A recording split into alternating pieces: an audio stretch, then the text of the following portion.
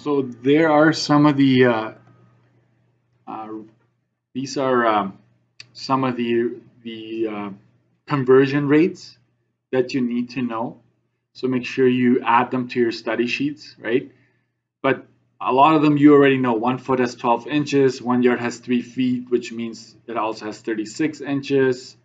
1 mile has that many yards, that many feet. Why is there blank? I don't know, because I might add some down the road. Here are some that get you from metric to imperial. I don't know if you remember that from IPR, right? Metric is everything that has a meter in it, right? Actually, grams, all of that is also considered metric. But these are the conversion ratios that get you from one system to another. But I need you to add one. Or you can also say, like, if 1 foot has this many meters, sometimes it's helpful to know that 1 foot has 30.48 centimeters, right? Because you basically just multiply that by 100. So if you want to add that, you go for it.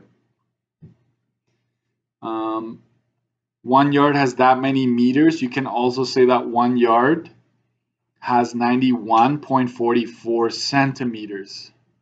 So you're basically just having the meter and the centimeter equivalent right next to the other. Okay, so sometimes students find that helpful. Here you have mass and volume conversion rates, and anything else that isn't here I will give you. Okay, I will skip this part today. I will talk about that tomorrow, but this would be areas and volume, right? Areas and volume. And to be honest, I like to talk about that already now before you get to grade 12, so that you have an idea of how does it work if you're converting square units, right? So if you do see any square or cube units right now, we're just gonna kind of ignore it until tomorrow or the next day, okay? So here are some basic conversion rates. Conversions, and we're gonna use the rates to make the conversions. Watch the notes here on the side, right? There can be multiple ways of arriving with an answer. Just make sure you show your work. I understand that you think differently than I do, right? So in this unit, sometimes you're going to get there a different way than me, and your answer might be slightly off, and that is okay. Just show your work, okay? So let's say we go from miles to feet, right? So I want you to start like this. 200 miles times, you're going to choose the rate that gets you from miles to feet. So you go up there and you realize that 1 mile, let me just go up real quick. I'm going to use this one. 1 mile has this many feet, 5,280. So the placement is very important. Okay? Since miles is up in the numerator, we're going to put the miles in the denominator here, because that's going to cancel out. And therefore, the feet are going to go up here. Okay? If you have a highlighter, I'm just going to highlight the fact that, right, miles are, one is in the numerator, one is in the denominator, and that cancels out like that. That's what you want to happen. And so basically, if you use your fancy schmancy calculators, right? Looks like you're working for NASA or something. Right, so 200 times 5,280, multiply that, you get that many feet. Okay? 1,056,000 feet. And I know you used this before. If you take physics, in science, anything like that, you do a lot of conversions. They use, quite often, they use the scientific notation. Big numbers or really small numbers, we don't really worry about that here. Okay, I'll walk you through it. Same thing here, centimeters to feet. Okay, centimeters to feet. So you start off with what you're given, and you need to have a journey to get to feet. I will take a long journey, okay? Just so you see that it can be done, okay? I know that if I go way up there,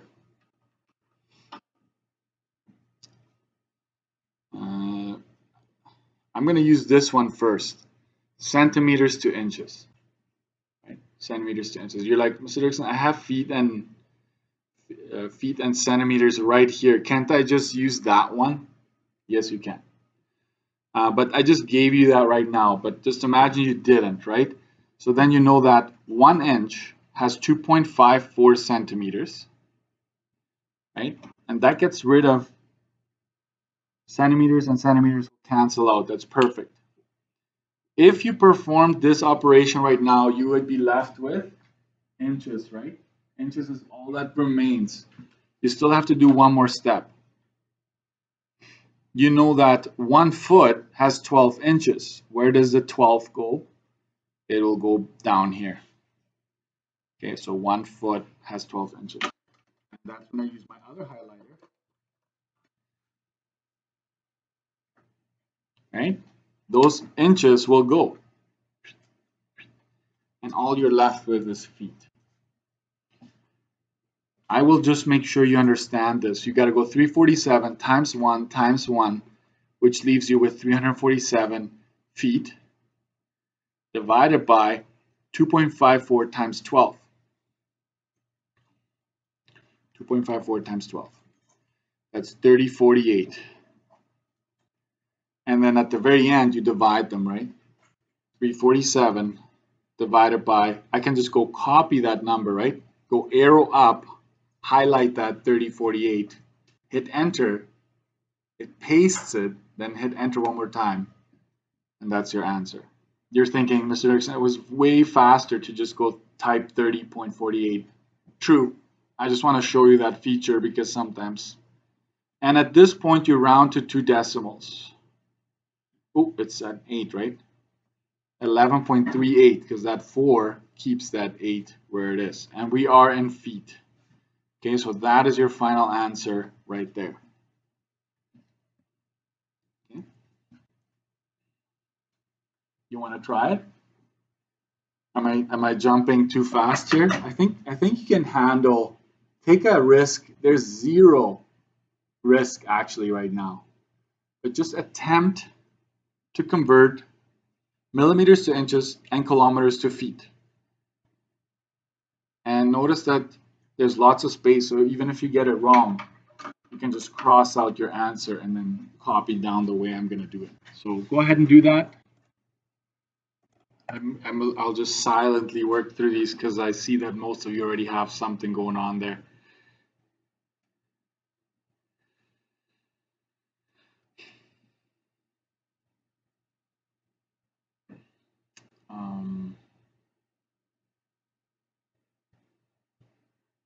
Don't worry if it's not exactly the same as the way you did it.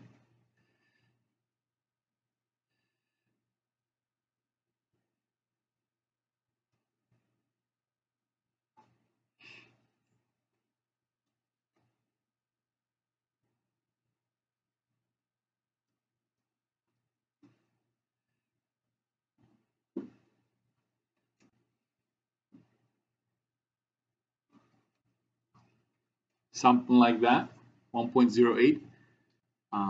How else could you have done this? I'm trying to think what students sometimes do, but right now I'm drawing a blank. But as long as you got 1.08, you're fine, okay? And then kilometers to feet, 3.5 kilometers, right? I think I'm going to go 1 mile has, where is that? 1.6093 kilometers. Cancel, right? And then I'm going to go the fact that 1 mile has 5,280 feet. Cancel. Some of you did the highlighting part. It's actually very smart to do so, right? And so if you multiply the top across, you get 18,480 feet. And the denominator is just that, right?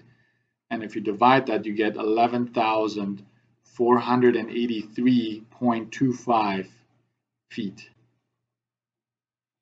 How is that?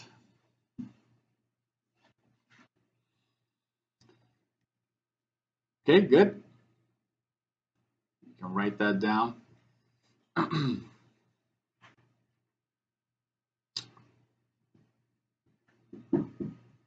again, if you make a mistake, you always say, okay, got it. Next time I'll know, right? Don't beat yourself up. It's not worth it, okay? Let's keep going a little bit.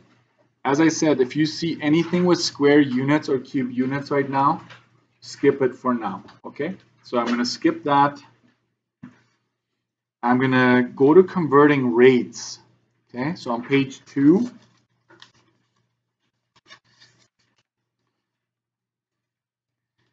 what is the difference between what we've done and what and rates? Rates, two measurements that are in different units, right? So that's important to note here, right? Different units. Then you know you're talking rates. The most common one is the speed, right? 50 kilometers an hour, 30 kilometers an hour. Those are very common rates that you're familiar with, okay? So let's do a bit of converting there. And really, guys, all you need to watch out for is the different units, right? So 42 gallons per minute, how many liters per hour would that be? Write it down exactly like that. 42 gallons over 1 minute. That's really what it is saying. 45 gallons over 1 minute. So I turned this into a fraction, and you decide to convert one or the other.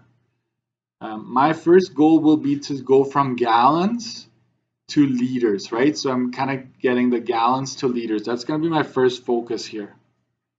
Okay, and if you look at the front there, we know that 1 gallon. I need to put the gallon in the denominator to cancel these out. So let's forget about the minutes for now. Put my finger on there. 1 gallon has 3.79 liters. And maybe I will highlight the gallons, okay? Gallons and gallons. That goes, right? That's taken care of. You're now into liters. And then we're going to take care of the minutes. And we want to turn the minutes to hours, right? This one is an easy one, right? 1 hour has 60 minutes. No problem there. So as you can tell, it's almost like 2 conversion questions in one. Okay, so the minutes are there, cancel, cancel. And then you notice at the bottom all has ones, right? 1 times 1 times 1. So you're really just multiplying the top, which is 9,550.8 liters per hour. Okay, so you've converted it. I didn't show that on your calculator, but I'm fairly confident that you could just multiply that yourselves, right?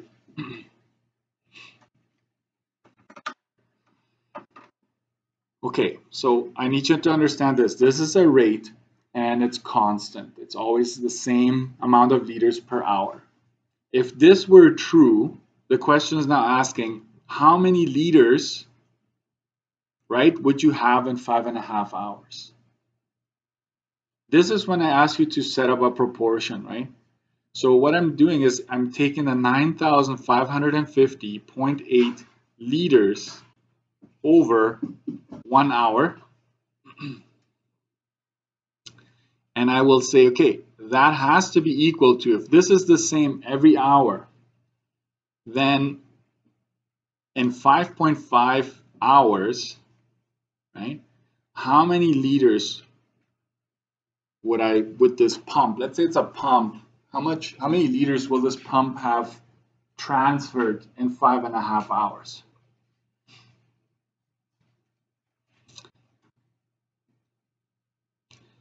I'm just going to say this, proportional reasoning. That's what this is, proportional reasoning. It's saying, hey, if this is true, then let's figure out the missing piece on the other side so that the fractions are equal. Proportional reasoning. It's, that's code for cross multiply and divide. Does that ring a bell? Cross multiply and divide. Some of you have heard it. So watch how I do this. Always go to the side where the variable is, right? In this case, it's on the right side. You start with the number, you cross multiply, right? And then you divide by what's left over. Your answer after multiplying gets divided by what's left over. In this case, it's 1. It's very easy to do. So you go 5.5 hours times 9,550.8 liters divided by 1 liter. Do it anyways because it will not always be 1. Okay? Do you notice though that the liters here will cancel out with the liters there? You see that? And naturally, sorry, first mistake of the semester, guys. It's hours, right? My bad.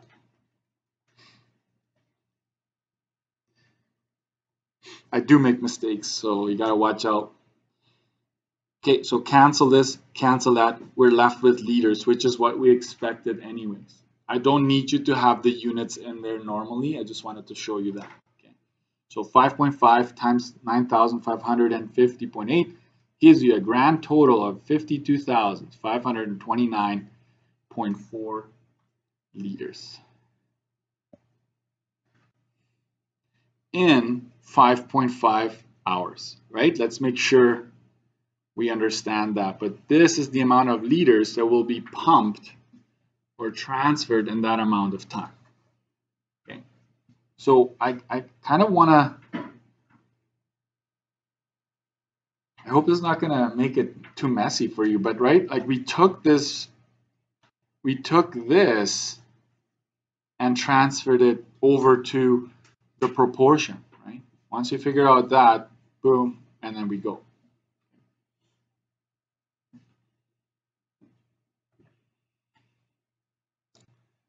I think I'm going to stop there. I don't want to run into bell issues because you never know when the bell is going to ring lately. Sometimes it's 2 minutes early, sometimes it's 1 minute. So here's the deal, okay? I want you to try to finish page 2, and I also want you to finish page 3, okay? Where it says you try. So I'll put homework. Don't close it just yet, right? Homework and homework here. So page 2 and 3, and I will post the key to this. One more thing. Let me just scan real quick. I don't want you to worry about squared units. So you see the cube units and square units at the bottom of page 3? Don't worry just yet. Don't worry about them just yet. So don't cross them out. Just don't worry about it. We'll do them tomorrow. Okay. So this is a little intro to the course. Don't run away. Don't be scared. We'll take care of you. Okay. Thank you, guys.